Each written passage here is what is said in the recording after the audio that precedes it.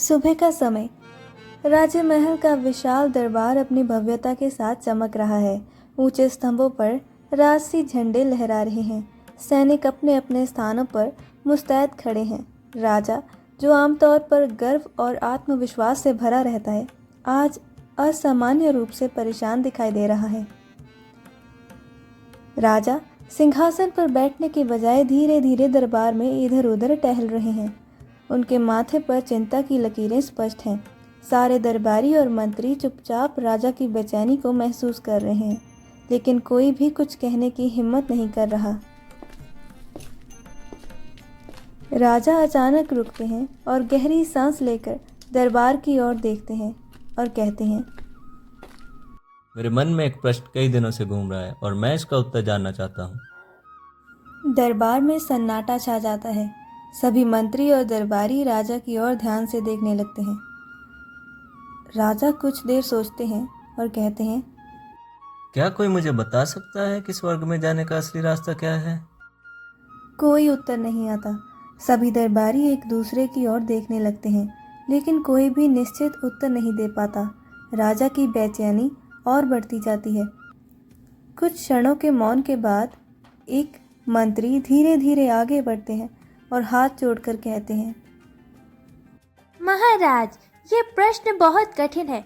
उसका उत्तर केवल कोई महान ज्ञानी ही दे सकता है। हमारे राज्य की सीमा से परे एक महान संत रहते हैं। वह जीवन के गहरे रहस्य को जानते हैं। शायद वही आपके प्रश्न का उत्तर दे सकते हैं। अच्छा, यदि ऐसा है तो मुझे उनके पास ले चलो। मैं स्वयं ये प्रश्न पूछूंगा।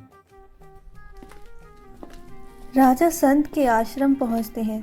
संत ध्यान में बैठे हैं। राजा उनका अभिवादन करते हैं।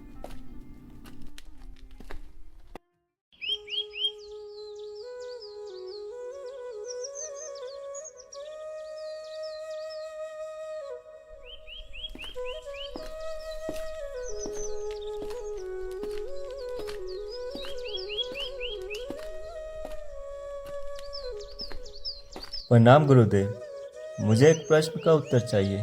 कृपया बताएं, स्वर्ग में जाने का सही रास्ता क्या है? महाराज, स्वर्ग में जाने का रास्ता कठिन है, लेकिन सरल भी। क्या आप इसे जानने के लिए तैयार हैं? हाँ गुरुदेव, बताइए मुझे। भूखे को खाना खिलाओ, अनपढ़ को पढ़ना सिखाओ, कमजोरों की मदद करो।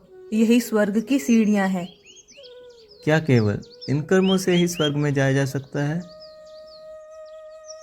महाराज, स्वर्ग का अर्थ दूसरों के जीवन में खुशी लाना है। जब तुम किसी की मदद करते हो तो तुम स्वर्ग की ओर एक कदम बढ़ाते हो। राजा संत की बात मानकर उनके निर्देश का पालन करने का फैसला करते हैं। वह शहर में घूमने निकलते हैं।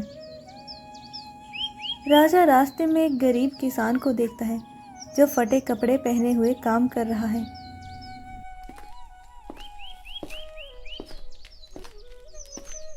सुनो, तुम इतने परेशान क्यों दिख रहे हो? महाराज, मेरे पास खाने के लिए कुछ नहीं है। मैं और मेरा परिवार कई दिनों से भूखा है।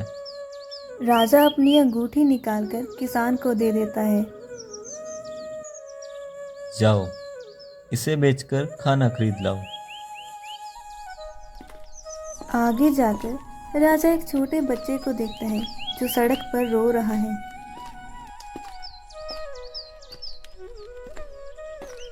बेटा, तुम रो क्यों रहे हो? मैं स्कूल जाना चाहता हूँ। मेरे माता पिता गरीब हैं। मेरे पास किताबें नहीं हैं।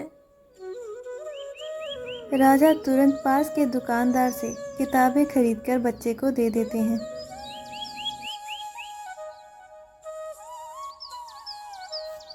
ये लो, अब तुम पढ़ाई शुरू करो। राजा आगे बढ़ता है और एक वृद्ध महिला को देखता है, जो भारी बोझ उठा रही है।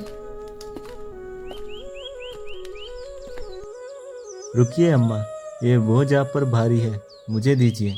राजा खुद वह बोझ उठाकर महिला के घर तक पहुंचता है। महिला आशीर्वाद देती है। राजा संत के पास लौटता है, थोड़ा थका हुआ लेकिन संतुष्ट। गुरुदेव, मैंने आपकी बात मानी। मैंने भूखे को खाना दिया, अनपढ़ को पढ़ाई का मौका दिया और जरूरतमंदों की मदद की। अब बताओ महाराज, आपको कैसा महसूस हो रहा है? मुझे आज पहली बार सच्ची खुशी और शांति का अनुभव हुआ है। ऐसा लग रहा है जैसे मैंने स्वर्ग को महसूस कर लिया। यही स्वर्ग है महाराज। जब आप दूसरों की मदद करते हैं तो आप उनके लिए ही नहीं, अपने लिए भी स्वर्ग का निर्माण करते हैं। राजा अपने महल में लौटता है और अपनी प्रजा के लिए कई योजनाएं बनाता है। वह अपने राज्य में भूख, अशिक्षा और गरीबी को खत्म करने का प्रण लेता है। संत ने मुझे एक अद्भुत सीख दी है। स्वर्ग सिर्फ आकाश में नहीं होता, बल्कि हम इसे यहीं अपनी जिंदगी में बना सकते हैं। जब हम दूसरों के चेहरों पर मुस्कान लाते हैं, उनके दिलों में खुशियां भरते हैं, तो यही स्वर्ग होता है। प्रजा खुशी से राजा की जय जयकार करने लगती है।